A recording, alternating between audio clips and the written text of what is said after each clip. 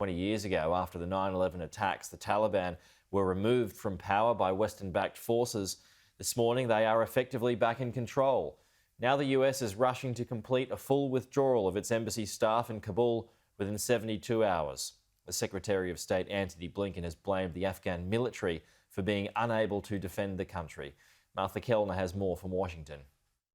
President Biden's currently on holiday at the US President's retreat at Camp David, but he released a statement only yesterday saying that he could not and will not hand this war over to a fifth president. He said he doesn't regret his decision, and he said whether the US maintained a presence in Afghanistan for 1 more year or 5 more years, he feels the situation would be the same, that if the Afghan army was going to disintegrate, it would disintegrate at any point. But in the absence of President Biden making any address to the nation on camera today, his Secretary of State, Antony Blinken, has spoken, defending the decision to withdraw from Afghanistan.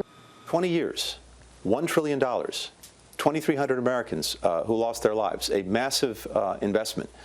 And the president concluded that it was time to end this war. You know, in the 19th century, the British were there.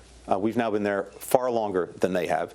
In the 20th century, the Russians were there.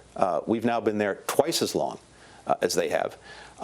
As a strategic matter, there is nothing that our strategic competitors would like more than to see us bogged down and mired in Afghanistan for another 5, 10, 20 years. That is not in the national interest.